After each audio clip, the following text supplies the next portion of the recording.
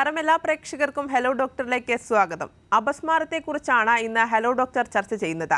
അപസ്മാരത്തിന് കാരണം എന്താ, ചികിത്സ എന്താ, ശ്രദ്ധിക്കേണ്ട കാര്യങ്ങൾ എന്തെല്ലാം, ഇവയെക്കുറിച്ച് സംസാരിക്കുന്നത് Pathanamthitta Adoor life line multi speciality ഹോസ്പിറ്റലിലെ കൺസൾട്ടന്റ് ന്യൂറോളജിസ്റ്റ് ഡോക്ടർ പൊന്നു എസ് പിള്ളയാണ്. നമസ്കാരം ഡോക്ടർ. ഹലോ ഡോക്ടറിലേക്ക് സ്വാഗതം. നമസ്കാരം. Thank you. പ്രേക്ഷകർക്കും താഴെ കാണുന്ന നമ്പറിൽ വിളിക്കാവുന്നതാണ്. ഡോക്ടർ, ആദ്യം തന്നെ എന്താണ് അപസ്മാരം, ഏതൊക്കെ രീതിയിലാണ് അപസ്മാരം വരുന്നത്? അപസ്മാരം എന്ന് പറഞ്ഞാൽ നമ്മുടെ ബ്രെയിൻ മസ്തിഷ്കത്തിന്റെ ഒരു അബ്നോർമൽ പ്രവർത്തനമാണ്. സാധാരണഗതിയിൽ നിന്ന് മാറി അബ്നോർമലായിട്ട് നമ്മുടെ ബ്രെയിൻ പ്രവർത്തിക്കുമ്പോഴാണ് അപസ്മാരം വരുന്നത്. അത് പല തരത്തിലുണ്ട്. അത് രണ്ട് സൈഡിലും നമ്മൾ സാധാരണ ടി വിയിലൊക്കെ കാണുന്ന പോലെ രണ്ട് കൈയും കാലും ചലിപ്പിച്ചിട്ടുള്ള അപസ്മാരം വരാം. അതാണ് കോമൺ ആയിട്ട് കാണുന്നത്. അതുപോലെ ഒരു സൈഡ്, നമ്മുടെ ബോഡിയിൽ ഒരു സൈഡ് മാത്രം ചലിപ്പിച്ചുകൊണ്ടുള്ള വരാം. അതാണ് പാർഷ്യൽ സീഷർ അല്ലെ ഫോക്കൽ സീഷേഴ്സ് എന്ന് പറയും. അതുപോലെ തന്നെ ജസ്റ്റ് കുട്ടികളിലാണെങ്കിൽ ജസ്റ്റ് തുറിച്ചു നോക്കുന്ന വരെ ഫിറ്റ്സ് ആണ്. ജസ്റ്റ് തുറിച്ചു നോക്കിയിരിക്കുന്ന ആബ്സെന്റ് സീഷേഴ്സ് എന്ന് പറയും. പിന്നെ അല്ലെങ്കിൽ ചുണ്ടുകൊണ്ട് ചില മൂവ്മെന്റ്സ് കാണിക്കുക, ഇതൊക്കെ പലതരത്തിലുള്ള ഫിറ്റ്സ് ഉണ്ട്. ഇതൊക്കെയാണ് മെയിൻ ആയിട്ടുള്ള ഫിറ്റ്സിന്റെ ടൈപ്പ്. പിന്നെ ചില കുട്ടികൾ ജസ്റ്റ് വീഴുന്നത്, അല്ലെങ്കിൽ ഒരു ജേർക്ക് പോലെ ജസ്റ്റ് ഒന്ന് തല വെട്ടിക്കുക, അല്ലെങ്കിൽ തോളൊന്ന് വെട്ടിക്കുക, ഇങ്ങനെ പലതരത്തിലുള്ള അപസ്മാരങ്ങളുണ്ട്. അത് കുട്ടികളിലാണ് ഈ ചെറിയ സട്ടിലായിട്ടുള്ള സീഷേഴ്സ് കാണുന്നത്. അതായത് ജസ്റ്റ് തുറിച്ചു നോക്കുക, അല്ലെങ്കിൽ ഒരു ജേർക്കി മൂവ്മെന്റ് പോലെ, അല്ലെങ്കിൽ വീഴ്ച, ഇതൊക്കെ കൂടുതലും കാണുന്ന കുട്ടികളിലാണ്. വലിയവരിൽ ഈ പറഞ്ഞതുപോലെ രണ്ട് കൈയും കാലും ചലിപ്പിച്ചിട്ടുള്ളതോ അല്ലെങ്കിൽ ഒരു സൈഡിൽ ചലിപ്പിച്ചിട്ടുള്ളതോ തരത്തിലുള്ള അപസ്മാരമാണ് വലിയവരിൽ കാണുന്നത്. ഡോക്ടർ, അതുപോലെ തന്നെ അപസ്മാരം, ഫിറ്റ്നസ്, അങ്ങനെ പല പേരുകൾ പറയുന്നുണ്ട്. ഇത് എല്ലാം ഒന്നാണോ, അല്ലെങ്കിൽ ഇത് തമ്മിലുള്ള വ്യത്യാസം എന്തൊക്കെയാണ്? അപസ്മാരത്തിനെ നമുക്ക് പൊതുവെ ഫിറ്റ്സിന്റെ അസുഖം എന്ന് പറയാം. അപ്പം ഒരു പ്രാവശ്യം നമ്മൾ എപ്പിലെപ്സി എന്ന് പറയുന്നത് ഒരു പ്രാവശ്യം ഒരാൾക്ക് ഫിറ്റ്സ് വരുവാണെങ്കിൽ അതിനെ സീഷർ എന്ന് പറയും. പല പ്രാവശ്യം വരാനുള്ള ടെൻഡൻസിയും പല പ്രാവശ്യം വരുവാണെങ്കിൽ അതിനെ നമ്മൾ അപസ്മാര രോഗം അല്ലെങ്കിൽ എപ്പിലെപ്സി എന്ന് പറയും. അപ്പം ഏറെക്കുറെ പറയുവാണെങ്കിൽ ഒന്ന് തന്നെ എന്ന് വേണമെങ്കിൽ പറയാം. പക്ഷെ നമുക്ക് ഷുഗർ കുറഞ്ഞാലോ ഷുഗർ കൂടിയാലോ ഒറ്റ പ്രാവശ്യം ചിലപ്പോൾ ഫിറ്റ്സ് വന്നെന്നിരിക്കാം. പക്ഷെ അതുകൊണ്ട് നമ്മൾ അദ്ദേഹം അപസ്മാര രോഗി എന്ന് നമുക്ക് പറയാൻ പറ്റത്തില്ല. അപ്പൊ പല പ്രാവശ്യം ഫിറ്റ്സ് വരാനുള്ള ടെൻഡൻസി ഉള്ള ഒരാളെ നമുക്ക് അപസ്മാര രോഗി അല്ലെങ്കിൽ അപസ്മാരം ഉണ്ട് എന്ന് പറയാം, എപ്പിലെപ്സി എന്ന് പറയാം. ഡോക്ടർ, പൊതുവെ എല്ലാവർക്കുമുള്ള ഒരു സംശയമാണ് അപസ്മാരം വരാനുള്ള കാരണങ്ങൾ എന്തൊക്കെയായിരിക്കും. ഇത് കുട്ടികളിലും പ്രായമായവരിലും ഒരേ കാരണങ്ങളായിരിക്കുമോ? അല്ല, കുട്ടികളിലും പ്രായമായവരിലും പല പല കാരണങ്ങളാണ്. ചില ആൾക്കാർക്ക് കാരണമില്ലാതെയും വരാം. കുട്ടികളിലാണെങ്കിൽ മിക്ക കുട്ടികളിലും കാരണമില്ലാതെ വരാം. 5 വയസ്സിൽ താഴെയുള്ള കുട്ടികൾക്ക് ചൂട് കൊണ്ട്, അതായത് പനി കൊണ്ടുണ്ടാകുന്ന ഫിറ്റ്സ് ഉണ്ട്. വളരെ സാധാരണമായൊരു ഫിറ്റ്സ് ആണ്. അതിന് പ്രത്യേകിച്ച് തുടർ ചികിത്സ ആവശ്യമില്ല. വലിയവരിലാണെങ്കിൽ ഷുഗർ കുറഞ്ഞാൽ, ഷുഗർ കൂടിയാൽ വരാം, തലയ്ക്ക് അടി ഏറ്റാൽ വരാം, തലയിൽ ഇൻഫെക്ഷൻ ഉണ്ടെങ്കിൽ വരാം, തലയിൽ ട്യൂമർ ഉണ്ടെങ്കിൽ വരാം, പിന്നെ കാരണമില്ലാതെയും വരാം, പിന്നെ ജനറ്റിക് കാരണങ്ങൾ കൊണ്ട് വരാം. അങ്ങനെ ഒരു വലിയ ലിസ്റ്റ് ഓഫ് ഇത് തന്നെയുണ്ട് ഈ അപസ്മാരത്തിന് കാരണമായിട്ട്. കുട്ടികളിലാണ് സാധാരണ വലിയ കാരണങ്ങളൊന്നും ഇല്ലാതെ വരുന്ന ഫിറ്റ്സ്. അത് ജനറ്റിക് കോസസും കുട്ടികളിലുണ്ട്. ഡോക്ടർ, ഈ അപസ്മാരം മറ്റ് രോഗങ്ങളുമായിട്ട് എങ്ങനെയാണ് ബന്ധപ്പെട്ടിരിക്കുന്നത്?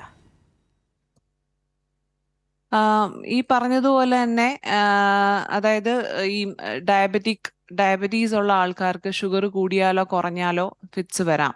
ഷുഗർ കുറഞ്ഞാൽ നമുക്ക് രണ്ട് കൈയും കാലും ചലിപ്പിച്ചിട്ടുള്ള ജനറലൈസ്ഡ് ഫിറ്റ്സ് എന്നുള്ള അസുഖമാണ് വരുന്നത്.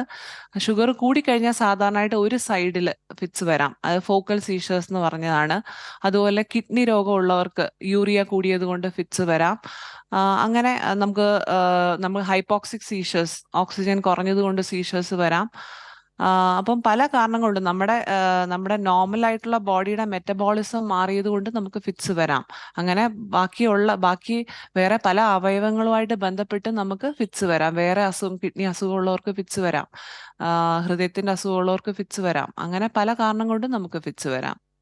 അപ്പോൾ എല്ലാതരം ഫിറ്റ്സും അപകടമാണോ? കേട്ടിട്ടില്ല. അതായത് എല്ലാ തരത്തിലുള്ള ഫിറ്റ്സും അപകടമാണോ? അതെ, ഫിറ്റ്സ് ഒരു പരിധി വരെ നമ്മൾ പെട്ടെന്ന് തന്നെ ട്രീറ്റ് ചെയ്യേണ്ട കണ്ടീഷനാണ് ഫിറ്റ്സ്. കാരണം നമ്മൾ ഒരു പരിധി കഴിഞ്ഞു പോയ 5 മിനിറ്റ് കൂടുതൽ നമ്മൾ ആ ഫിറ്റ്സിനെ നടക്കാൻ അനുവദിച്ചു കഴിഞ്ഞാൽ ബ്രെയിൻ ഡാമേജ് ഉണ്ടാവാം. ചിലപ്പോൾ നമ്മൾ ഫിറ്റ്സ് സ്റ്റോപ്പ് ചെയ്യാൻ ബുദ്ധിമുട്ടായിട്ട് മരണം വരെ സംഭവിക്കുന്ന അവസ്ഥയാണ് ഫിറ്റ്സ്. പക്ഷെ മിക്ക ഫിറ്റ്സുകളും നമുക്ക് കൺട്രോൾ ചെയ്യാൻ പറ്റും. 5 മിനിറ്റ് താഴെ നിൽക്കാറുള്ളൂ മിക്ക ഫിറ്റ്സുകളും. അതിന് ഫലപ്രദമായ ചികിത്സയുണ്ട്. ഹോസ്പിറ്റലിൽ ഇല്ലെങ്കിൽ തന്നെയും മിക്ക ഫിറ്റ്സുകളും ഒരു 2-3 മിനിറ്റിനുള്ളിൽ നിൽക്കുന്നവയാണ്. പക്ഷെ അത് നമ്മൾ കൺട്രോൾ ചെയ്യേണ്ടത് മസ്റ്റാണ്. ഒരു മെഡിക്കൽ എമർജൻസിയാണ് ഫിറ്റ്സ് എന്ന് പറഞ്ഞാൽ. ഡോക്ടർ, എല്ലാവർക്കും ഉണ്ടാകുന്ന ഒരു സംശയമാണ്, ഒരാൾക്ക് അപസ്മാരം ഉണ്ടാകുന്നത് കണ്ടാൽ ഉടൻ ചെയ്യേണ്ടത് എന്താണ്, അല്ലെങ്കിൽ ചെയ്യേണ്ടാത്ത കാര്യങ്ങൾ എന്തൊക്കെയാണ്? അതെ, ഫിറ്റ്സ് വരുന്ന ഒരാളെ കാണുവാണെങ്കിൽ നമ്മൾ ഉടനെ തന്നെ അദ്ദേഹത്തിനെ ചരിച്ചിടുക. അതായത് സ്വന്തം തുപ്പൽ തന്നെ, സ്വന്തം സലൈവ തന്നെ എന്താ പറയുക, ആസ്പിറേറ്റ് ചെയ്ത് ശ്വാസകോശത്തിലേക്ക് പോകാൻ ചാൻസ് ഉണ്ട്. അപ്പോൾ അത് ഒഴിവാക്കാനായിട്ട് നമ്മൾ ഉടനെ തന്നെ ഈ രോഗിയെ ചരിച്ച് കിടത്തുക. എന്തെങ്കിലും മൂർച്ചയുള്ള സംഭവങ്ങളോ ഇരുമ്പോ അങ്ങനെ എന്തെങ്കിലും ഉണ്ടെങ്കിൽ ഉടനെ അവിടുന്ന് മാറ്റുക. അപ്പം സ്വന്തമായിട്ട് ഈ ജേർക്ക് ചെയ്തുകൊണ്ടിരിക്കുന്ന ആൾ അടുത്തുള്ള സംഭവങ്ങളിൽ തട്ടി സ്വന്തമായിട്ട് ഏക്കാതിരിക്കാനായിട്ട് അതെല്ലാം മാറ്റണം. തുറസായ ഒരു സ്ഥലത്ത് ചരിച്ച് കിടത്തുക. ഇതാണ് ചെയ്യേണ്ടത്. എത്രയും വേഗം എന്നിട്ട് ഹോസ്പിറ്റലിൽ എത്തിക്കുക. നമ്മൾ ഈ ടി വിയിലൊക്കെ കുറെ കാണും, അതായത് ഇരുമ്പ് അല്ലെങ്കിൽ എന്തെങ്കിലും കത്തിയോ താക്കോലോ ഒക്കെ എടുത്ത് കൊടുക്കുക. പക്ഷെ അതൊന്നും ഹെൽപ്ഫുൾ അല്ല. അതൊക്കെ നമ്മൾ ഒഴിവാക്കണം. കാരണം ഈ മെറ്റൽ പോലുള്ള സാധനങ്ങൾ കയ്യിൽ കൊടുത്തു കഴിഞ്ഞാൽ ഇങ്ങനെ ജേർക്ക് ചെയ്യുമ്പോൾ നമ്മുടെ മുഖത്തോ ദേഹത്തോ തട്ടിയിട്ട് അപകടങ്ങൾ ഉണ്ടാകും, ഇഞ്ചുറീസ് ഉണ്ടാകും. അപ്പോൾ അതൊക്കെ ഒഴിവാക്കണം. നമ്മൾ ചരിച്ച് കിടത്തിയാൽ തന്നെ അത് ധാരാളമാണ്. എന്നിട്ട് ഹോസ്പിറ്റലിൽ എത്തിക്കുക. ശരി ഡോക്ടർ, ഇപ്പോൾ ഒരു പ്രേക്ഷകൻ നമുക്കൊപ്പം ചേരുന്നുണ്ട്. മലപ്പുറത്ത് നിന്ന് MR സുബ്രഹ്മണ്യമാണ്. ശ്രീ സുബ്രഹ്മണ്യം, ഡോക്ടറോട് ചോദിച്ചോളൂ. Madam, hello. ആസ്മ രോഗമുള്ളവർക്ക് ഈ ഷുഗറും പ്രഷറും വല്ലാണ്ട് കുറഞ്ഞു വരുന്നു മാഡം. അതിന് എന്താ വല്ല മാർഗം ഉണ്ടോ? ഒന്നുകൂടെ പറയാവോ ക്വസ്റ്റ്യൻ? ആസ്മ രോഗമുള്ളവർക്ക് ആളുകൾക്ക് ഷുഗറും പ്രഷറും വല്ലാണ്ട് കുറഞ്ഞു വരുന്നത് ഡേഞ്ചറായിട്ട് പോകുന്നുണ്ട്. അതിനെന്താ മാർഗം? പ്രത്യേകിച്ച് വല്ല ചികിത്സ ഉണ്ടോ ഡോക്ടർ? സോ താങ്കളുടെ ബിപിയും ഷുഗറും കുറയുന്നെന്നാണോ പറയുന്നേ?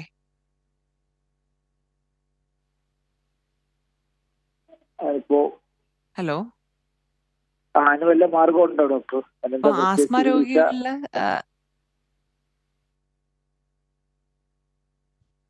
ഇപ്പൊ ആസ്മ രോഗം ഉണ്ടായതുകൊണ്ട് ബിപിയും ഷുഗറും കുറയേണ്ട ഒരു കാര്യമില്ല. അപ്പം താങ്കളുടെ ബിപിയും ഷുഗറും കുറയുന്നുണ്ടെങ്കിൽ ഒരു ഫിസിഷ്യനെ കാണിച്ച് അതെന്താണ് കാരണമെന്ന് നോക്കേണ്ടി വരും. നമുക്ക് ഡീഹൈഡ്രേഷൻ, നിർജ്ജലീകരണം അങ്ങനെയുള്ള കാര്യങ്ങളുണ്ടെങ്കിൽ നമുക്ക് ബി പി കുറയാം. അപ്പോൾ അത് ഒന്ന് നേരിട്ട് കണ്ട് ഒരു ഫിസിഷ്യനെ കണ്ട് ട്രീറ്റ്മെന്റ് ചെയ്യുന്നതായിരിക്കും നല്ലത്. ആസ്മ രോഗം ഉള്ളത് കൊണ്ട് മാത്രം നമുക്ക് ബിപിയും ഷുഗറും കുറയണം എന്നില്ല. ശരി, പ്രേക്ഷകനെ വ്യക്തമായെന്ന് കരുതുന്നു. ഡോക്ടർ, ഈ അപസ്മാര രോഗം എങ്ങനെയാണ് സ്ഥിരീകരിക്കുന്നത്?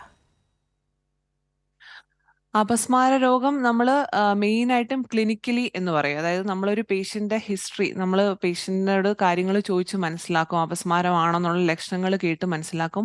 അതാണ് മെയിനായിട്ടും.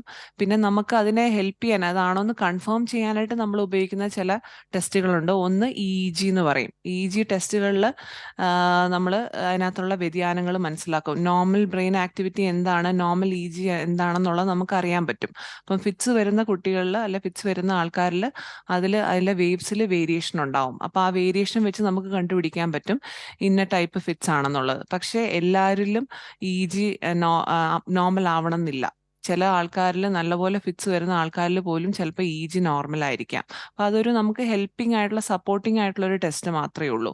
പിന്നെ ഒരാൾക്ക് ശരിക്കും ഫിറ്റ്സ് വന്നിട്ടുണ്ടോ എന്നറിയാനായിട്ട് ചില ടെസ്റ്റുകൾ, ബ്ലഡ് ടെസ്റ്റുകളൊക്കെ ഉണ്ട്. പ്രൊലാക്റ്റിൻ എന്നൊക്കെ പറഞ്ഞ് കുറച്ച് ടെസ്റ്റുകളൊക്കെ ഉണ്ട്. ലാക്ടേറ്റ് എന്നൊക്കെ പറഞ്ഞ് കുറച്ച് ടെസ്റ്റുകളൊക്കെ ഉണ്ട്. അപ്പം അതൊന്നും നമ്മൾ സാധാരണ നിലയിൽ ചെയ്യത്തില്ല. പിന്നെ MRI പോലുള്ള ഇൻവെസ്റ്റിഗേഷനിൽ ബ്രെയിനിൽ വല്ല തഴമ്പുകളോ അങ്ങനെ എന്തെങ്കിലുമൊക്കെ ഉണ്ടോ എന്നുള്ളത് നമുക്ക് കണ്ടുപിടിക്കാൻ പറ്റും. അപ്പം തഴമ്പൊക്കെ ഉള്ള ബ്രെയിൻ ആണെങ്കിൽ ഫിറ്റ്സ് വരാനുള്ള ടെൻഡൻസി ഉണ്ടെന്ന് മനസ്സിലാക്കാൻ പറ്റും. അപ്പം മെയിൻലി അത് നമ്മൾ ഒരാളോട് ചോദിച്ച് മനസ്സിലാക്കുകയാണ്, ലക്ഷണങ്ങൾ എന്തൊക്കെയാണെന്ന് ചോദിച്ച് മനസ്സിലാക്കിയാണ് നമ്മൾ ഇത് കണ്ടുപിടിക്കുന്നത്. പിന്നെ ഹെൽപ്പിംഗ് ആയിട്ട് EEG. ഡോക്ടർ, ഈ ഒരു രോഗത്തിന്റെ ചികിത്സ എന്തൊക്കെയാണ്?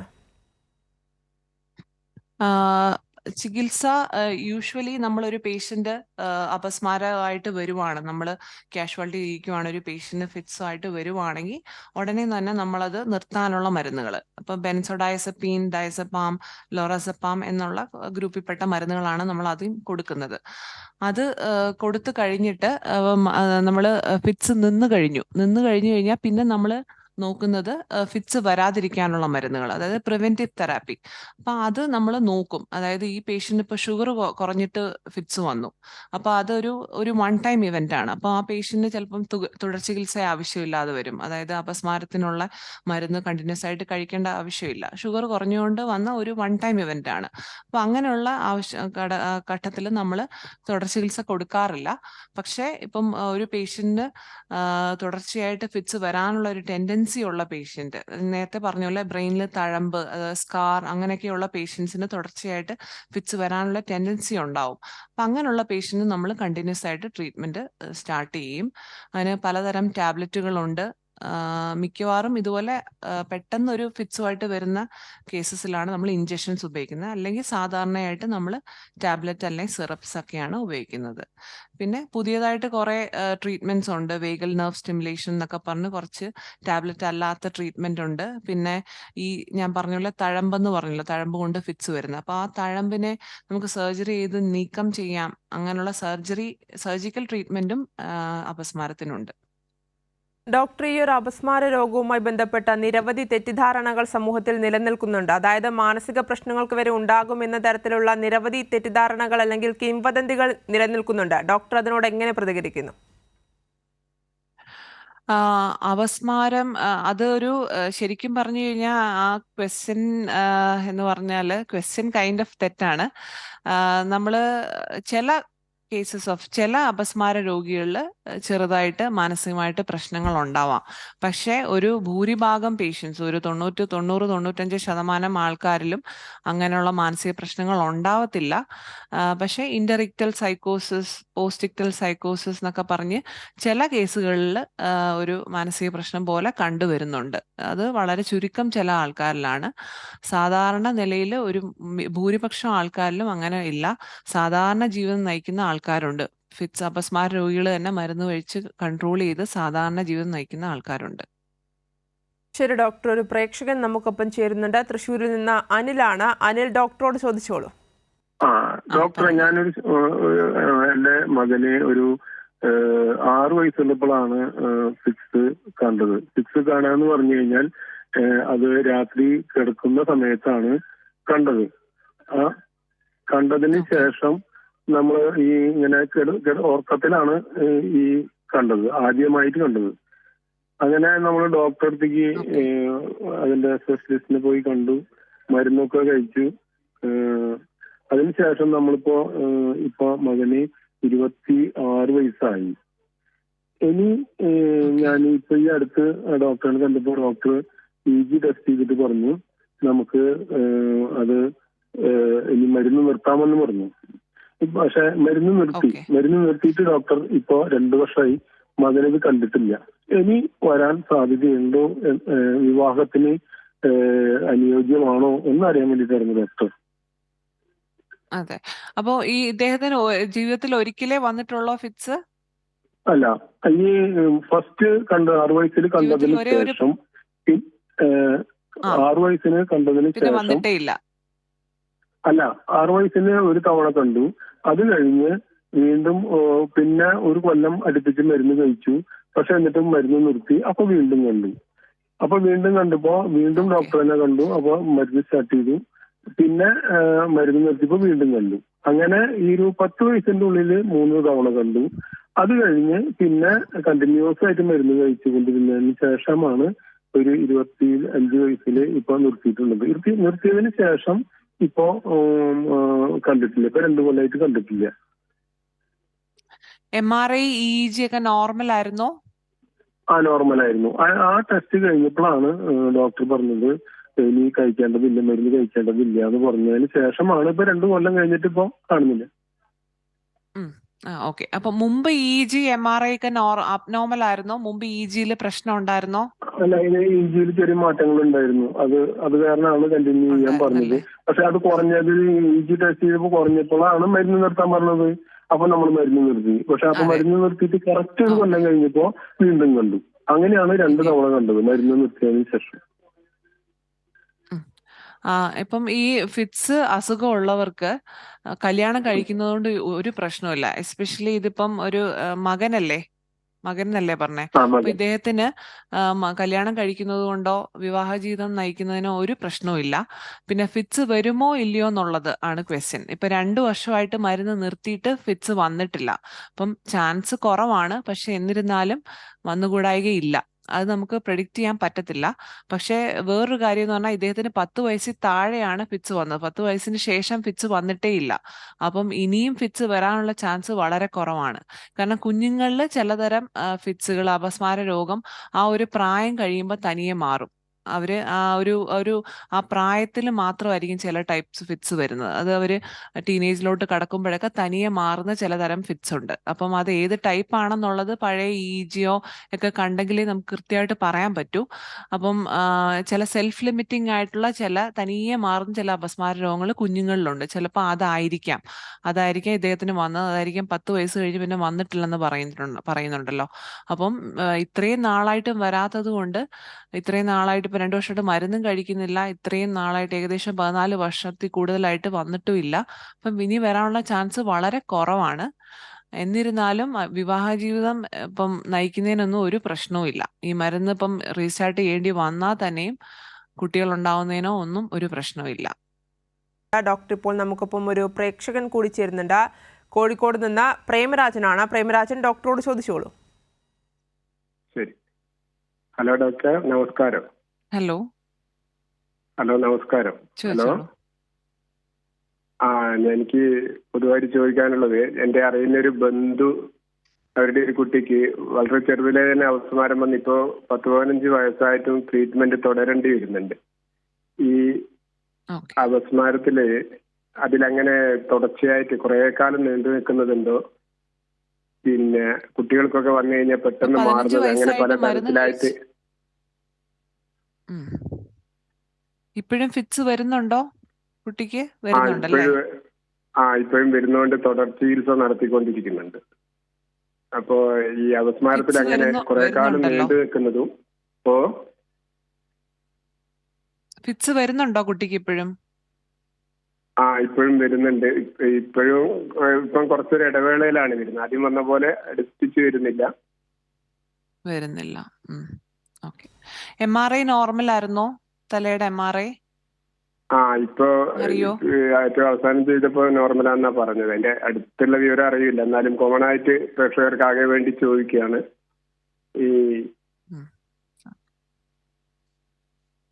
അതെ, ചില കേസസിൽ നമുക്ക് തുടർ ചികിത്സ ആവശ്യമാണ്.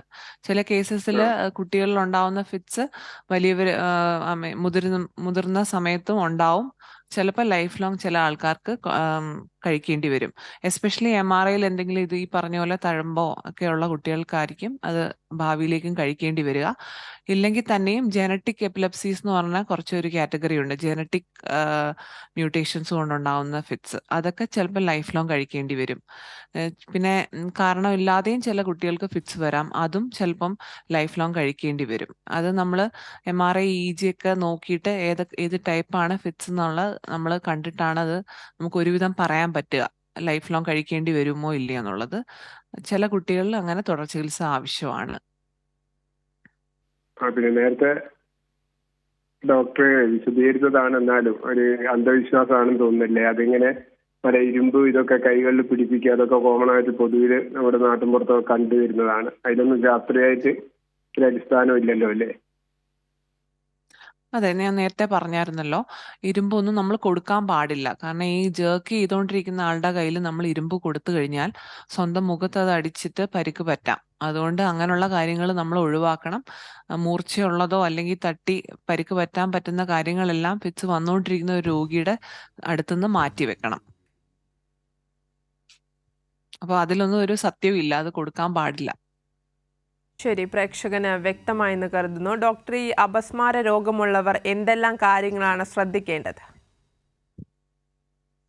മെയിനായിട്ടും ചില കുട്ടികളിൽ, എസ്പെഷ്യലി കുട്ടികളിൽ വരുന്ന ഫിറ്റ്സ് ഒക്കെ ചിലപ്പം ഉറക്കം ഉളച്ചതുകൊണ്ട് വരാം. അപ്പോൾ ഉറക്കമില്ലായ്മ, പിന്നെ കൗമാരക്കാരിലാണെങ്കിൽ ആൽക്കഹോൾ, മദ്യപാനം, പിന്നെ അതുപോലെ ചില ഫിറ്റ്സുകൾ ഫ്ലാഷസ് ഓഫ് ലൈറ്റ് എന്ന് പറയും. നമ്മൾ രാത്രി ഉറങ്ങുന്ന സമയത്ത് ഇപ്പം മൊബൈലോ ഗെയിംസോ ഒക്കെ പ്ലേ ചെയ്യുന്ന കുട്ടികളാണെങ്കിൽ ആ ഗെയിം നമ്മൾ കളിച്ചുകൊണ്ടിരിക്കുമ്പോൾ എസ്പെഷ്യലി ഫോണിലാണെങ്കിൽ ആ സ്ക്രീൻ മാറി ലൈറ്റ്സ് മാറി മാറി വരുമല്ലോ, അതൊക്കെ ചില ആൾക്കാരിൽ അപസ്മാരം ട്രിഗർ ചെയ്യാം. അപ്പം മെയിനായിട്ടും ഉറക്കമില്ലായ്മ, alcohol intake, flashes of light, പിന്നെ ചില കുട്ടികൾക്ക് പനി, ചൂട് കൂടിയിട്ട് ഫിറ്റ്സ് വരാം. പ്രൊവോക്ഡ് ഫിറ്റ്സ് എന്നാണ് പറയുന്നത്. തലച്ചോറിൽ എന്തെങ്കിലും അടി പറ്റിയാൽ, തട്ടലോ മുട്ടലോ, ഇങ്ങനെയുള്ള പല കാര്യങ്ങളും ഉണ്ട്. പിന്നെ ഷുഗേഴ്സിന്റെ ഏറ്റക്കുറച്ചിലുകൾ കൊണ്ട് ചിലർക്ക് ഫിറ്റ്സ് വരാം. അപ്പം ഇതൊക്കെ നമ്മൾ സൂക്ഷിക്കേണ്ടതാണ്. ഡോക്ടർ, ഈ ഒരു രോഗത്തിന് എത്ര നാൾ മരുന്ന് കഴിക്കേണ്ടി വരും? അല്ലെങ്കിൽ ഈ മരുന്ന് കഴിച്ചുകൊണ്ട് ഇടയ്ക്ക് നിർത്തിയാലുണ്ടാകുന്ന അപകടങ്ങൾ എന്തൊക്കെയാണ്? അതെ, അത് അഗെയിൻ നമ്മൾ ഏത് ടൈപ്പ് അപസ്മാരമാണെന്നുള്ളതിനെ അനുസരിച്ചിരിക്കും. കുട്ടികളിൽ ഉണ്ടാവുന്ന മിക്ക ഫിറ്റ്സുകളും അവരുടെ ആ ഒരു പ്രായം കഴിയുമ്പോൾ തനിയെ മാറുന്നവയാണ്. ചില കേസസിൽ അത് അഡൽട്ട്ഹുഡിലോട്ട് കഴിക്കേണ്ടി വരും മരുന്ന്. അപ്പം അത് നമ്മൾ ഏത് ടൈപ്പ് അപസ്മാരമാണെന്ന് കണ്ടുപിടിച്ച് അത് നമുക്ക് പ്രഡിക്റ്റ് ചെയ്യാൻ പറ്റത്തുള്ളൂ. ചില കണ്ടീഷൻസ് ഒക്കെ സെൽഫ് ലിമിറ്റിംഗ് ആണ്. പിന്നെ ഫിറ്റ്സിന്റെ മരുന്നുകൾ നിർത്തുന്നത് ഡോക്ടറിന്റെ നിർദ്ദേശപ്രകാരം അല്ലാതെ നിർത്തുന്നത് വളരെ അപകടമാണ്.